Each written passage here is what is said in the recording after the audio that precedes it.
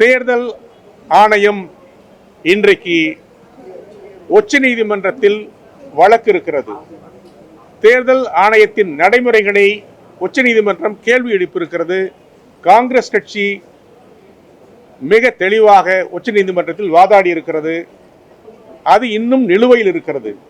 ஒரு செயல் உச்சநீதிமன்றத்தின் செயல்பாட்டில் இருக்கும்போது, நடவடிக்கையில் இருக்கும்போது அடுத்த கட்டத்திற்கு நகரக்கூடாது என்பது ஒரு மாண்பான விதி.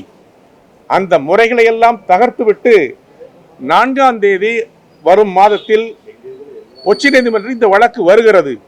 இன்றைக்கு தேர்தல் ஆணையம் வேண்டும் என்றே அதே 4ஆம் தேதி நாங்கள் இந்த செயல்பாட்டை தொடங்குகிறோம் என்று சொல்வது வேடிக்கையாகவும் அரசியல் சட்டத்திற்கு ஜனநாயகத்திற்கு எதிர்ப்பாகவும் உள்ள செயல் என்பதை நாங்கள் பதிவு செய்திருக்கிறோம். இரண்டாவது, தமிழ்நாட்டில் இந்த நடைமுறை காலம் என்பது மிக மிக குறுகிய காலம். ஒரு குறைந்தபட்சம் ஒரு வருடம் நடத்த வேண்டிய செயல்பாட்டை 2-3 மாதங்களில் நடத்திவிட்டு, அதுவும் குறிப்பாக தமிழ்நாட்டில் நவம்பர் டிசம்பர் மாதங்கள் ஜனவரி வரையிலும் மழை தொடர்ந்து செயல்படுகிற ஒரு காலம். இந்த காலகட்டத்தில் பல்வேறு விதமான சூழலில் மக்கள் எப்படி வெளியிலே வருவார்கள், அதிகாரிகள் எப்படி மக்களை சந்திப்பார்கள், அல்லது அரசியல் கட்சி தலைவர்கள் நண்பர்கள் கூட எப்படி செயல்படுத்துவார்கள் என்பதில் நிறைய பிரச்சனை இருக்கிறது. ஆகவே இந்த காலத்தை மாற்றி அமைத்து தேவைப்பட்டால் ஒரு வருடம் கழித்து அல்லது இந்த வருகிற சட்டமன்ற தேர்தலை காலம் கிடத்தி அதற்கு பிறகு நீங்கள் துவங்குங்கள், அதற்கு நாங்கள் முழு ஒத்துழைப்பு தரும் என்று சொல்லியிருக்கிறோம்.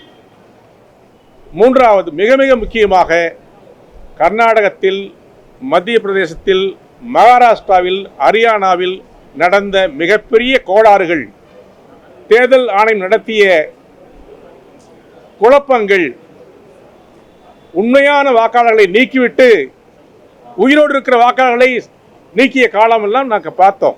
அதையெல்லாம் தலைவர் ராகுல் காந்தி படம் பிடித்து காட்டியிருக்கிறார். இதற்கு இதுவரையில் தேர்தல் ஆணையம் எந்த பதிலையும் சொல்லவில்லை, மறுப்பும் சொல்லவில்லை என்பதை நாங்கள் பார்க்கிறோம். இதையெல்லாம் கணக்கில் எடுத்துக்கொண்டு தமிழ்நாட்டில் உண்மையான வாக்காளர்கள் செயல்பட வேண்டும், அவர்கள் வாக்குரிமை வேண்டும், தவறானவர்கள் இங்கே இணையக்கூடாது. குறிப்பாக வெளி மாநிலத்திலிருந்து தமிழ்நாட்டிற்கு வந்து வேலை பார்க்கிற வெளி மாநிலத்தவர்கள், புலம்பெயர்ந்தவர்களை இங்கே வாக்காளர்களை இயக்கக்கூடாது என்பதையும் தெரிவித்திருக்கிறோம். இது பெரும்பான்மையான கட்சிகள் இந்த ஆணையத்தின் நடவடிக்கையை எதிர்த்திருக்கிறோம். இது ஆணையத்துடைய செயல்பாட்டை மாற்றியமைக்க வேண்டும் என்று வேண்டுகோள் வைத்திருக்கிறோம். இது பெரும்பான்மையான கட்சியுடைய விருப்பம், வேண்டுகோள். ஒரு சில கட்சிகள் மட்டும்தான் இதை ஆதரித்திருக்கிறது.